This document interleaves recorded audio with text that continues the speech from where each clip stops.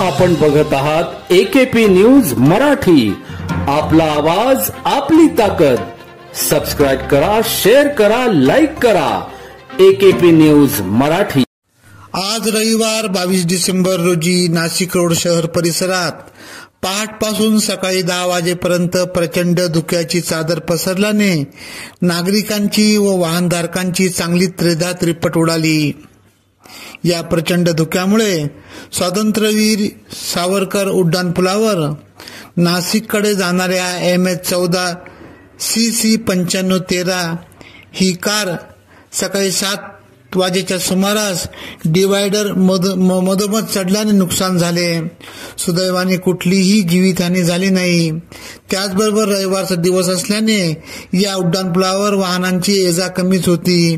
त्यात चाकरमनी वर्ग, नोकरदार वर्ग, शालेय विद्यार्थी, कॉलेजचे विद्यार्थी, विद्यार्थिनींनी या उड्डाणपूल रोडवर नेहमी वर्दळ असते.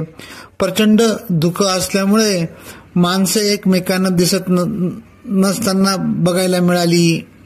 तापमानाचा पारा खाली आल्याने धुक्याची तीव्रता अधिक प्रमाणावर होती. मोठी वाहने, लहान वाहने हे हळूच चालताना दिसत होती. त्यात उड्डाणपूलवर कारने डिवायडर चढल्याची माहिती परिसरातील नागरिकांना मिळताच हा प्रकार बघण्यासाठी परिसरात गर्दी करत होते.